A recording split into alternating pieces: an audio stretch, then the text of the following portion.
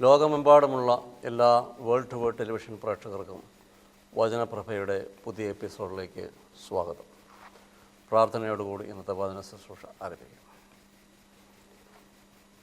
സ്നേഹനിധിയായ ഞങ്ങളുടെ വാഴ്ത്തപ്പെട്ട സ്വർഗീയ പിതാവാം ദൈവമേ, അങ്ങയുടെ തിരുസന്നിധിയിലേക്ക് അടിയങ്ങൾ അടുത്തു വരുന്നു.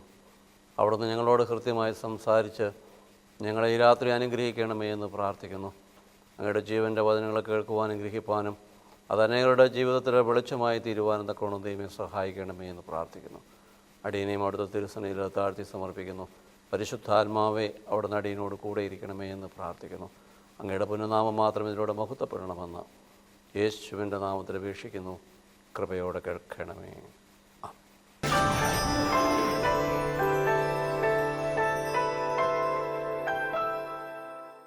അല്പസമയം നിങ്ങളോട് ചിന്തിക്കുവാൻ തക്കവണ്ണം ആഗ്രഹിക്കുന്നത് സെക്കരിയ പ്രവാചകന്റെ പുസ്തകം 7-ാം അധ്യായത്തിൻ്റെ 5-ാം വാക്യം. The book of Zechariah chapter 7 verse 5. ഈ ദേശത്തിലെ സകല ജനത്തോടും പുരോഹിതന്മാരോടും പറയേണ്ടത്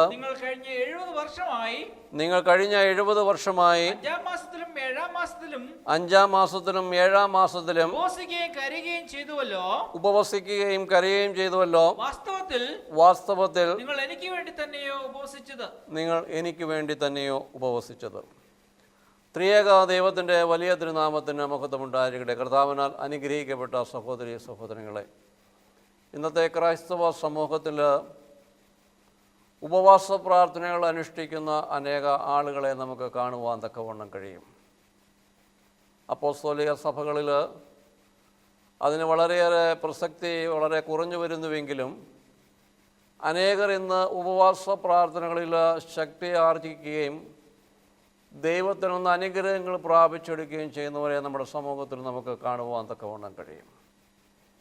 എന്നാൽ നമ്മുടെ ഉപവാസ പ്രാർത്ഥനകൾ സർവശക്തനായ ദൈവം സസൂക്ഷ്മം നിരീക്ഷിക്കുന്നുവെന്നും ഉപവസിക്കുന്ന ഓരോ വ്യക്തികളുടെയും ഹൃദയത്തിൻ്റേതായ നിരൂപണങ്ങളെ സസൂക്ഷ്മം നിരീക്ഷിക്കുന്നുവെന്ന് പലപ്പോഴും ഞാനും നിങ്ങളും ചിന്തിക്കാറില്ല.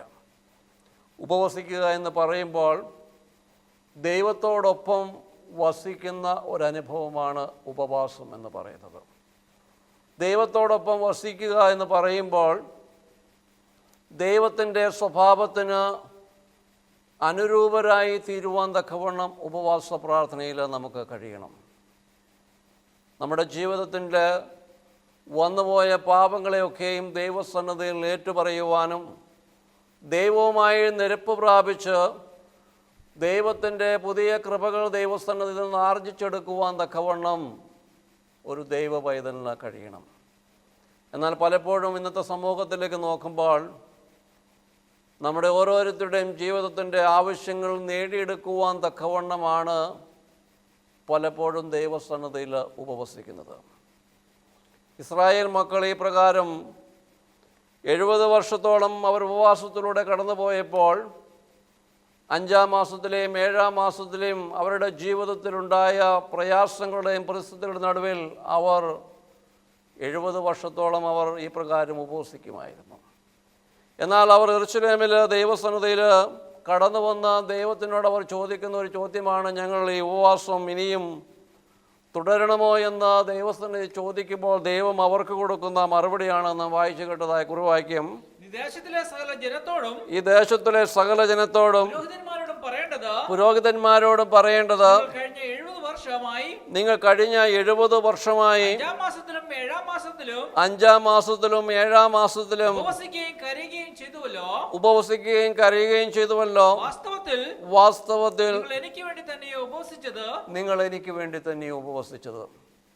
ദൈവം അങ്ങനെ ചോദിക്കുവാനുള്ള കാരണം 5-ാം മാസത്തിലെ അവരുടെ ഉപവാസം എന്ന് പറയുന്നത് യെരൂശലേം ദേവാലയം തകർക്കപ്പെട്ടതിൻ്റെ ദുഃഖത്തിൽ അവർ ഉപവസിക്കുമായിരുന്നു. 7-ാം മാസത്തിൽ ഉപവസിക്കുക എന്ന് പറയുമ്പോൾ അവരുടെ നേതാവായിരുന്ന ഗെദല്യാവ് കൊല്ലപ്പെട്ടതിൻ്റെ ദുഃഖത്തിൽ അവർ 7-ാം മാസത്തിലും ഉപവസിക്കുമായിരുന്നു. അപ്പോൾ അവരുടെ ജീവിതത്തിൽ കടന്നു വന്ന തകർച്ചയുടെ അവസ്ഥയിൽ അവർ ദൈവസന്നിധിയിൽ സങ്കടത്തോടും വിലാപത്തോടും കൂടി ഉപവസിക്കുമായിരുന്നു. ദൈവസന്നിധിയിൽ അവരുടെ പാപങ്ങളെ ഏറ്റുപറയുവാനോ ദൈവത്തിൽ നിന്ന് മനുഷ്യരെ അകറ്റുന്ന ആ പാപ സ്വഭാവങ്ങൾ ഉപേക്ഷിച്ചുകൊണ്ട് ദൈവസന്നദ്ധയിൽ പ്രാഗൽഭ്യമുള്ളവരായി തീരുവാൻ തക്കവണ്ണം അവർക്ക് കഴിഞ്ഞില്ല. അവർ ഭക്ഷണങ്ങൾ വെടിഞ്ഞില്ല എന്നുള്ളതൊരു സത്യമാണ്. എന്നാൽ ഉപവാസ പ്രാർത്ഥനയിൽ പരമപ്രധാനമായി നമുക്ക് സംഭവിക്കേണ്ടത് നമ്മുടെ ഹൃദയത്തിന് മാനസാന്തരമാണ് ഉണ്ടാകേണ്ടത്. അപ്പോൾ നമ്മുടെ ജീവിതത്തിലെ കഷ്ടങ്ങളും നഷ്ടങ്ങളും പ്രയാസങ്ങളും കടന്നു വരുമ്പോൾ ഞാനും നിങ്ങളും ഉപവസിക്കാറുണ്ട്, ദൈവസന്നദ്ധയിൽ കരയാറുണ്ട്, വിലപിക്കാറുണ്ട്. എന്തുകൊണ്ടാണ് കരയുന്നത്? നമ്മുടെ ജീവിതത്തിൽ കടന്നു വന്ന കഷ്ടതകളെ ഓർത്ത് ഞാനും നിങ്ങളും കരയാറുണ്ട്. പക്ഷെ നമ്മുടെ ജീവിതത്തിൽ കടന്നു വരുന്ന പാപ സ്വഭാവങ്ങൾ, ദൈവത്തിൽ നിന്ന് നമ്മെ അകറ്റുന്ന നമ്മുടെ ജീവിതത്തിലുണ്ടായിട്ടുള്ള ബലഹീനതകളെയും കുറവുകളെയും ഓർത്ത് കരഞ്ഞുകൊണ്ട് ഒരു പുതിയ സൃഷ്ടിയായി തീരുവാൻ തക്കവണ്ണം നമുക്ക് കഴിയാറില്ല. അങ്ങനെ കഴിയാതെ വരുന്ന ഉപവാസങ്ങളൊക്കെയും ഉണ്ണാവൃതങ്ങളായിട്ട് തീരുകയാണ്. കാരണം ഭക്ഷണം വെടിയുക എന്നുള്ളത് മാത്രമല്ല ഒരു ഉപവാസ പ്രാർത്ഥനയിൽ നടക്കേണ്ടത്. അതിലേക്കൊക്കെ ഉപരിയായി പരമപ്രധാനമായി നടക്കേണ്ടത് ഓരോ വ്യക്തികളുടെയും ജീവിതത്തിലെ ഹൃദയത്തിനാണ് മാറ്റമുണ്ടാകേണ്ടത്. രാഷ്ട്രീയക്കാരൊക്കെയും ഉപവസിക്കാറുണ്ട്. എന്തിനു വേണ്ടിയാണ് അവർ ഉപവസിക്കുന്നത്? അവരുടെ ജീവിതത്തിൻ്റെ കാര്യങ്ങൾ സാധിച്ചെടുക്കുവാൻ തക്കവണ്ണം ഒരു ദിവസത്തെയും 2 ദിവസത്തെയും ഉപവാസ പ്രാർത്ഥനകളൊക്കെയും രാഷ്ട്രീയക്കാരൊക്കെയും ചെയ്യാറുണ്ട്. അവർക്ക് മാനസാന്തരം ഉണ്ടാകാറില്ല. അവരുടെ കാര്യം നടത്തി കിട്ടുവാൻ തക്കവണ്ണം അവർ ഉപവസിക്കുന്നു. എന്നാൽ ഒരു ദൈവപൈതലിനെ സംബന്ധിച്ച് ഈ പ്രകാരമുള്ള ഉപവാസങ്ങളല്ല നമ്മുടെ ജീവിതത്തിൽ ഉണ്ടാകേണ്ടത്. ഉപവാസത്തെ ദൈവം അത്രത്തോളം പ്രാധാന്യം ഉപവാസത്തിന് ദൈവസന്നദ്ധയിലുണ്ട് എന്ന് പറയുമ്പോൾ ദൈവം സൂക്ഷ്മതയോടുകൂടിയാണ് ഉപവാസ പ്രാർത്ഥനയെ നോക്കുന്നത്. അതുകൊണ്ടാണ് ദൈവം അവരോട് ചോദിക്കുന്നത്, 5-ാം മാസത്തിലും 7-ാം മാസത്തിലും നിങ്ങൾ ഉപവസിക്കുകയും കരയുകയും ചെയ്തത് വാസ്തവത്തിൽ നിങ്ങൾ എനിക്ക് വേണ്ടി തന്നെയാണ് ഉപവസിച്ചത്. അതിൻ്റെ അടുത്ത വാക്യം പറയുന്നുണ്ട്, നിങ്ങൾ ഭക്ഷിക്കുമ്പോഴും പാനം ചെയ്യുമ്പോഴും നിങ്ങൾക്ക് വേണ്ടി തന്നെയല്ലയോ ഭക്ഷിക്കുകയും പാനം ചെയ്യുകയും ചെയ്യുന്നത്. യെരൂശലേമിലും അതിനു ചുറ്റും അതിന്റെ ഉപനഗരങ്ങൾക്കും നിവാസികൾക്കും സ്വസ്ഥതയും ഉണ്ടായിരുന്നപ്പോഴും തെക്കേ ദേശത്തിനും താഴ്വീതിക്കും നിവാസികളുണ്ടായിരുന്നപ്പോഴും യഹോവ പണ്ടത്തെ പ്രവാചകൻ മുഖാന്തരം അരുളി ചെയ്ത വചനങ്ങൾ നിങ്ങൾ കേട്ടനുസരിക്കേണ്ടതല്ലയോ? അപ്പോൾ ഉപവസിക്കുമ്പോൾ ദൈവത്തിൻ്റെ വചനങ്ങൾ കേൾക്കുവാനും അത് ഗ്രഹിക്കുവാനും അതനുസരിക്കുവാനും തക്കവണ്ണം ഒരു ദൈവപൈതലിന് കഴിയണം. ഭക്ഷണം മാത്രം വെടിഞ്ഞുകൊണ്ടുള്ള ഉപവാസ പ്രാർത്ഥനയിൽ ദൈവം പ്രസാദിക്കുകയില്ല. ദൈവത്തിൽ നിന്ന് നമുക്ക് പ്രസാദം ലഭിക്കണമെന്നുണ്ടായെങ്കിൽ നമ്മുടെ ഹൃദയത്തിന് മാറ്റങ്ങളുണ്ടാകണം. ഒരുവൻ ക്രിസ്തുവിലായാൽ അവൻ പുതിയ സൃഷ്ടിയാകിത്തീരുന്നു. അപ്പോൾ ഒരു ഉപവാസ പ്രാർത്ഥനയിൽ പരമപ്രധാനമായി നടക്കേണ്ടത് പുതിയ സൃഷ്ടിയായിട്ട് ഒരു വ്യക്തി തീരണം. അവൻ്റെ കഴിഞ്ഞകാല ജീവിതത്തിൽ വന്നുപോയ പാപങ്ങളെ ഉപേക്ഷിക്കുവാൻ തക്കവണ്ണം ഒരു ദൈവപൈതലിന് കഴിയണം. അതുകൊണ്ടാണ് യെശയ്യാ പ്രവാചകന്റെ പുസ്തകം 59-ാം അധ്യായത്തിൻ്റെ 1-2 വാക്യങ്ങളിൽ നമുക്കവിടെ കാണുവാൻ കഴിയും, രക്ഷിക്കുവാൻ കഴിയാത്ത വിധം യഹോവയുടെ കൈ കുറുകിപ്പോയിട്ടില്ല, കേൾക്കുവാൻ കഴിയാത്ത വിധം അവന്റെ ചെവി മന്ദമായിട്ടുമില്ല. നിങ്ങളുടെ അകൃത്യങ്ങളത്രേ നിങ്ങളെയും നിങ്ങളുടെ ദൈവത്തെയും തമ്മിൽ വേർപെടുത്തിയിരിക്കുന്നത്. നിങ്ങളുടെ പാപങ്ങളത്രേ അവൻ കേൾക്കാത്ത വിധം അവന്റെ മുഖം നിങ്ങൾക്ക് മറച്ചിരിക്കുന്നത്. അപ്പോൾ ദൈവത്തിൻ്റെ തിരുമുഖം മനുഷ്യനിലേക്ക് തിരിയണമെങ്കിൽ മനുഷ്യ ജീവിതത്തിൽ കടന്നു വന്നിരിക്കുന്ന അവൻ്റെ ജീവിതത്തിലുണ്ടായിട്ടുള്ള പാപങ്ങളെ ഉപേക്ഷിപ്പാൻ തക്കവണ്ണം കഴിയണം. നാം നിലവിളിക്കുകയും പ്രാർത്ഥിക്കുകയും ചെയ്യുമ്പോൾ ദൈവം അത് കേൾക്കാതിരിക്കുന്നതിൻ്റെ കാരണം എന്തെന്നാണ് അവിടെ ദൈവത്തിൻ്റെ തിരുവചനത്തിലൂടെ പ്രവാചകൻ അരുളി ചെയ്യുന്നത്. എന്താണ് പറയുന്നത്? രക്ഷിക്കുവാൻ കഴിയാത്ത വിധം ആ യഹോവയുടെ കൈ കുറുകിപ്പോയിട്ടില്ല, കേൾക്കുവാൻ കഴിയാത്ത വിധം അവന്റെ ചെവി മന്ദമായിട്ടുമില്ല. ഇന്നും ദൈവം സർവശക്തനായ ദൈവമാണ്. അവൻ്റെ ചെവി ഇന്നും കുറുകിപ്പോയിട്ടില്ല. എന്തുകൊണ്ടാണ് നമ്മുടെ പ്രാർത്ഥനയുടെ ശബ്ദം അവൻ കേട്ട് നമുക്ക് മറുപടി തരാത്തതിന്റെ കാരണം? നിങ്ങളുടെ അകൃത്യങ്ങൾ അത്രേ, നിങ്ങളുടെ അകൃത്യങ്ങൾ അത്രേ നിങ്ങളെയും നിങ്ങളുടെ ദൈവത്തെയും തമ്മിൽ വേർപെടുത്തിയിരിക്കുന്നത്. അപ്പോൾ മനുഷ്യനും ദൈവവും തമ്മിലുള്ള ആ ബന്ധത്തിന് അകൽച്ചയുണ്ടായിരിക്കുന്നു. അതിന് കാരണം മനുഷ്യൻ്റെ പാപ സ്വഭാവങ്ങളാണ്. ഈ പാപ സ്വഭാവങ്ങളെ ഉപേക്ഷിക്കുവാൻ തക്കവണ്ണം ഒരു ദൈവപതിയുള്ള ഉപവാസ പ്രാർത്ഥനയിൽ കഴിയണം. ദൈവവും മനുഷ്യനും തമ്മിൽ കൂടുതൽ അടുക്കുവാൻ തക്കവണ്ണം കഴിയണം. അടുക്കുക എന്ന് പറയുമ്പോൾ ദൈവം വിശുദ്ധനാണ്. വിശുദ്ധനായിരിക്കുന്ന ദൈവത്തിൻ്റെ സന്നിധിയിലേക്ക് മനുഷ്യൻ അടുക്കണമെങ്കിൽ മനുഷ്യൻ്റെ ജീവിതത്തിന് വിശുദ്ധി ഉണ്ടായിരിക്കണം. അവൻ്റെ ജീവിതത്തിൽ കടന്നു വരുന്ന പാപങ്ങളെ ഉപേക്ഷിപ്പാൻ തക്കവണ്ണം കഴിയണം. പലപ്പോഴും ദൈവസന്നിധിയിൽ അനേകർ കടന്നു വരാറുണ്ട്, ഉപവസിക്കാറുണ്ട്, അവരുടെ ആവശ്യങ്ങൾ നേടിയെടുക്കുവാൻ തക്കവണ്ണം നിലവിളിക്കാറുണ്ട്, കരയാറുണ്ട്. പലപ്പോഴും ജീവിതത്തിൽ വന്നുപോയ അവരുടെ പാപ സ്വഭാവങ്ങളെ ഓർത്തുകൊണ്ടല്ല അനേകർ കരയാറുള്ളത്. അവരുടെ ജീവിതത്തിൻ്റെ കഷ്ടതകളെ ഓർത്തുകൊണ്ട് അനേകർ കരയാറുണ്ട്. എന്നാൽ ഇങ്ങനെയുള്ള കരച്ചിലുകൾ ദൈവസന്നിധിയിൽ പ്രസാദകരമാവുകയില്ല എന്നാണ് സ്വർഗത്തിലെ ദൈവം പറയുന്നത്. നമ്മുടെ ജീവിതത്തിൽ വന്ന കുറവുകളെ ഏറ്റുപറഞ്ഞുകൊണ്ട്, പാപ സ്വഭാവങ്ങളെ ഏറ്റുപറഞ്ഞുകൊണ്ട് ദൈവസന്നിധി നിലവിളിക്കുമ്പോൾ അവിടെയാണ് ദൈവവുമായി നമുക്ക് അടുക്കുവാൻ തക്കവണ്ണം കഴിയുന്നത്. അതുകൊണ്ടാണ് പറയുന്നത്, എന്നെയും നിങ്ങളെയും തമ്മിൽ അകറ്റിയിരിക്കുന്നത് നിങ്ങളുടെ അകൃത്യങ്ങൾ അത്രേ. എൻ്റെ മുഖം തിരിക്കുവാൻ കാരണം എന്താണ്? നിങ്ങളുടെ പാപങ്ങളാണ് എൻ്റെ മുഖം തിരിക്കുവാനുള്ള കാരണം. നിങ്ങളുടെ പാപങ്ങൾ അത്രേ അവൻ കേൾക്കാത്ത വിധം അവൻ്റെ മുഖം നിങ്ങൾക്ക് മറച്ചിരിക്കുന്നത്. അപ്പോൾ ദൈവം നമ്മുടെ പ്രാർത്ഥനയുടെ ശബ്ദം കേൾക്കാതിരിപ്പാൻ തക്കവണ്ണം അവൻ മുഖം തിരിച്ചിരിക്കുന്നതിന് കാരണം മനുഷ്യൻ്റെ പാപമാണ്. അത് ഓരോരുത്തരുടെയും ജീവിതത്തിൽ വ്യത്യസ്തങ്ങളാണ്. അപ്പോൾ നമ്മുടെ പാപങ്ങളെ ഉപേക്ഷിപ്പാൻ തക്കവണ്ണം കഴിയണം. അതാണ് ഒരു പുതിയ സൃഷ്ടിയായിട്ട് തീരണം. പഴയ മനുഷ്യനെ ഉരിഞ്ഞു കളയുവാൻ തക്കവണ്ണം നമുക്ക് കഴിയണം.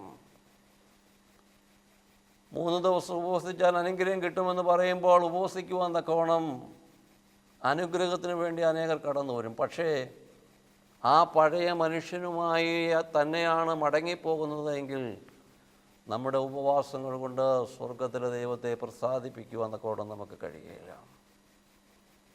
ദൈവത്തിൽ നിന്ന് നമുക്ക് അനുഗ്രഹം പിടിച്ചു പറ്റണമെങ്കിൽ നമ്മുടെ ഹൃദയങ്ങൾക്കാണ് മാറ്റമുണ്ടാകേണ്ടത്. എന്തുകൊണ്ടാണ് ഹൃദയങ്ങൾക്ക് മാറ്റമുണ്ടാകുന്നത്? ഞാൻ വിശുദ്ധനായിരിക്കുന്നത് പോലെ നിങ്ങളും വിശുദ്ധരായിരിക്കാൻ തക്കവണ്ണം ദൈവം കൽപ്പിക്കുമ്പോൾ ആ വിശുദ്ധിയിലേക്ക് വളരുവാൻ തക്കവണ്ണമാണ് ദൈവം മനുഷ്യനെക്കുറിച്ച് ആഗ്രഹിക്കുന്നത്. അവൻ്റെ വിശുദ്ധ ആത്മാവിനെ പ്രാപിച്ചെടുക്കുവാൻ തക്കവണ്ണം കഴിയണം. അതുകൊണ്ടാണ് 1 കൊരിന്ത്യർ 3-ാം അധ്യായത്തിൻ്റെ 16-17 വാക്യങ്ങളിൽ അപ്പോസ്തലൻ നമ്മെ പഠിപ്പിക്കുന്നുണ്ട്, നിങ്ങൾ ദൈവത്തിന്റെ മന്ദിരമെന്നും ദൈവത്തിന്റെ ആത്മാവ് നിങ്ങളിൽ വസിക്കുന്നുവെന്നും നിങ്ങൾ അറിയുന്നില്ലയോ? ദൈവത്തിന്റെ മന്ദിരത്തെ നശിപ്പിക്കുന്നവനെ ദൈവം നശിപ്പിക്കും. ദൈവത്തിന്റെ മന്ദിരം വിശുദ്ധമാകുന്നുവല്ലോ, അത് നിങ്ങൾ തന്നെ. അപ്പോൾ ഒരു ഉപവാസ പ്രാർത്ഥനയിൽ ദൈവം നമ്മിൽ പ്രസാദിക്കണമെന്നുണ്ട് എങ്കിൽ നമ്മുടെ ജീവിതത്തിൻ്റെ അശുദ്ധിയെ കഴുകിക്കളഞ്ഞുകൊണ്ട് അവൻ്റെ വിശുദ്ധ ആത്മാവിനെ പ്രാപിച്ചെടുക്കുവാൻ തക്കവണ്ണം നമുക്ക് കഴിയണം. അതുകൊണ്ടാണ് പറയുന്നത്, നമ്മുടെ ശരീരം ദൈവത്തിൻ്റെ മന്ദിരമാകുന്നുവെന്നാണ് അപ്പോസ്തലൻ നമ്മെ പഠിപ്പിക്കുന്നത്. ദൈവത്തിൻ്റെ മന്ദിരമെന്ന് പറയുമ്പോൾ ദൈവത്തിൻ്റെ ആത്മാവ് വസിക്കുന്ന മന്ദിരമാണ്. അപ്പോൾ ഞാനും നിങ്ങളൊക്കെയും നമ്മുടെ ശരീരം എന്താണ്? ദേവാലയങ്ങളാണ്. അപ്പോൾ ദൈവത്തിൻ്റെ ആത്മാവ് നമ്മളിൽ വസിക്കണമെങ്കിൽ നമ്മുടെ പാപങ്ങളെ ഉപേക്ഷിപ്പാൻ കഴിയണം. ഭക്ഷണം മാത്രം വെടിയുന്നത് കൊണ്ട് ദൈവത്തിൻ്റെ വിശുദ്ധ ആത്മാവിനെ പ്രാപിച്ചെടുക്കുവാൻ തക്കവണ്ണം നമുക്ക് കഴിയുകയില്ല. ദൈവത്തിൻ്റെ ജനമേ, ഞാനും നിങ്ങളും ഉപവസിക്കുകയും പ്രാർത്ഥിക്കുകയും ചെയ്യുമ്പോൾ നമ്മുടെ ഉപവാസങ്ങളെ പ്രകാരമുള്ളതാണ്. പ്രത്യേകിച്ച് ഇപ്പോൾ നാം ഒരു വലിയ നോമ്പിൻ്റെ കാലഘട്ടത്തിലൂടെ നാം കടന്നു പോവുകയാണ്. സഭയൊക്കെയും നോമ്പാചരണത്തിൻ്റെ ദിവസങ്ങളിലൂടെയാണ് കടന്നു പോകുന്നത്. നമുക്ക് എത്ര പേർക്ക് നമ്മുടെ ജീവിതത്തിൻ്റെ കുറവുകളെ കണ്ടെത്തുവാൻ തക്കവണ്ണം കഴിയുന്നുണ്ട്. പുറമേയുള്ള ഇങ്ങനെയുള്ള ഭക്തിയുടേതായ എല്ലാ ആചാരങ്ങളും അനുഷ്ഠാനങ്ങളും ഞാനും നിങ്ങളും ചെയ്യുന്നുണ്ട്. പക്ഷേ അകത്തെ മനുഷ്യനെ മാറ്റുവാൻ തക്കവണ്ണം പലപ്പോഴും നമുക്ക് കഴിയാറില്ല.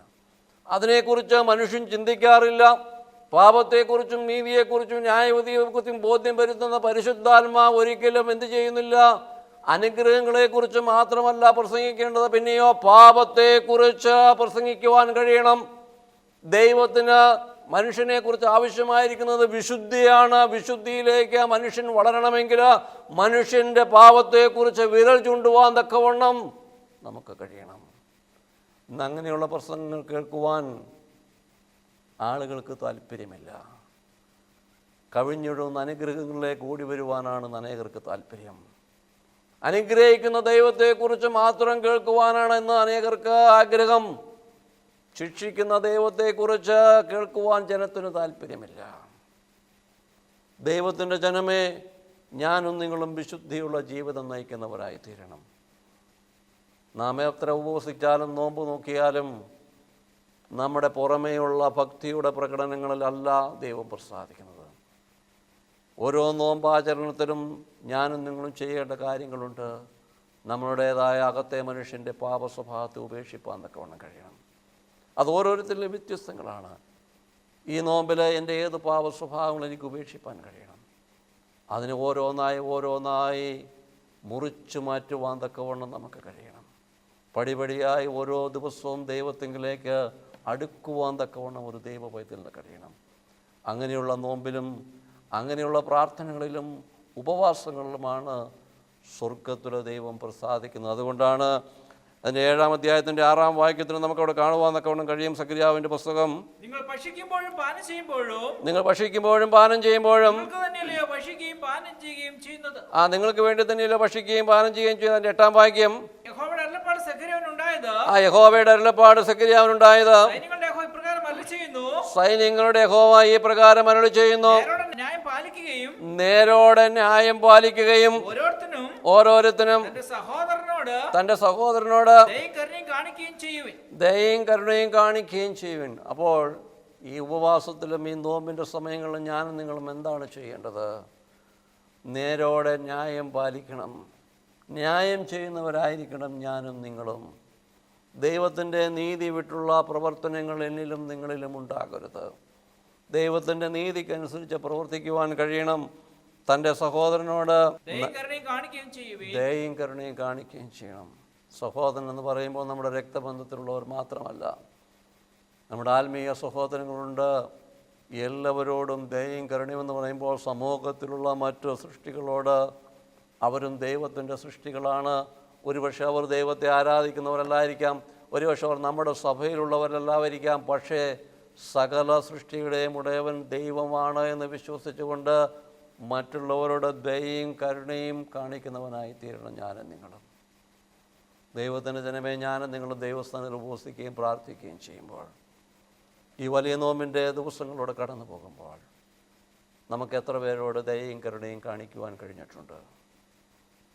നമ്മുടെ അയൽവാസികളോട് നാം എങ്ങനെയാണ് പെരുമാറുന്നത്? നമ്മുടെ കൂട്ടു സഹോദരങ്ങളോട് നാം എങ്ങനെയാണ് പെരുമാറുന്നത്? ഭക്ഷണം കഴിക്കുവാൻ നിവൃത്തിയില്ലാത്ത എത്രയോ ആളുകൾ നമ്മുടെ കൺമുമ്പിൽ വരുമ്പോൾ നാം മുഖം തിരിഞ്ഞ് നടക്കുന്നവരാണ് എങ്കിൽ ദൈവത്തിൻ്റെ തിരുസന്നിധിയിൽ നമുക്കൊരു പ്രാഗൽഭ്യവും നമുക്കുണ്ടാകുകയില്ല. ദൈവത്തിൻ്റെ നീതിയുടെ മുമ്പിൽ, ന്യായവിധിയുടെ മുമ്പിൽ ഞാനും നിങ്ങൾ നിൽക്കേണ്ടവരാണ്. ദൈവം നമ്മളെ കാണുന്നുവെന്നുള്ളൊരു ഭയം എപ്പോഴും നമ്മളെ ഭരിക്കണം. ഓരോ നോമ്പിലും ഉപവാസത്തിലും നമ്മെ തന്നെ ശോധന ചെയ്യുവാൻ കഴിയണം.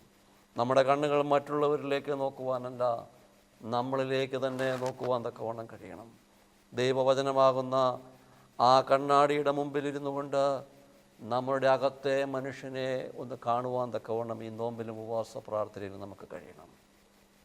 എന്നാൽ പലപ്പോഴും മനുഷ്യൻ ഇങ്ങനെയുള്ള കാര്യങ്ങളൊന്നും ചിന്തിക്കാറില്ല. പുറമെ ഭക്തിയുടേതായ എല്ലാ പ്രകടനങ്ങളും കാഴ്ചവെക്കും.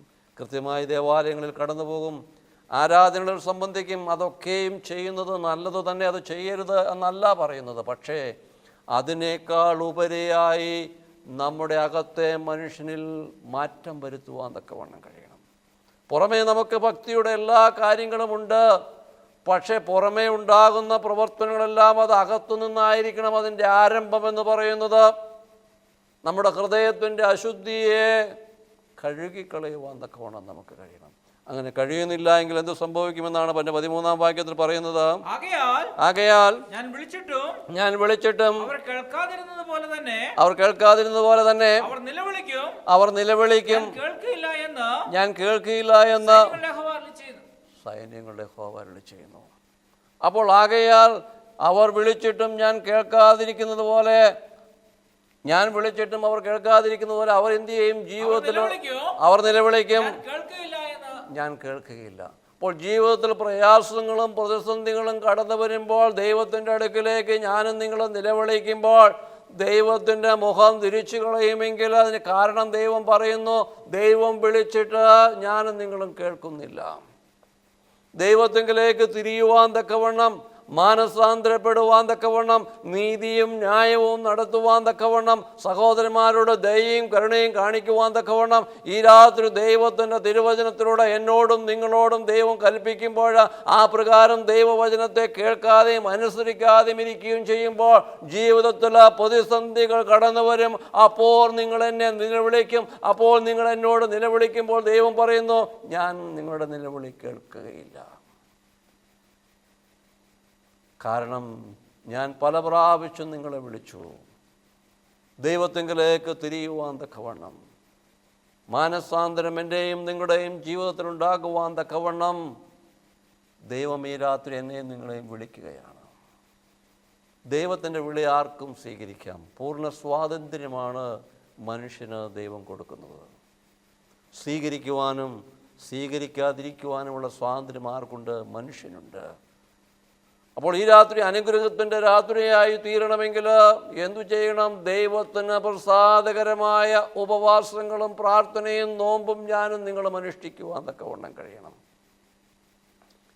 ഇല്ല എങ്കിൽ ഇസ്രായേൽ മക്കളോട് ചോദിച്ച അതേ ചോദ്യം തന്നെ ഈ രാത്രി ദൈവം നമ്മളോട് ചോദിക്കും.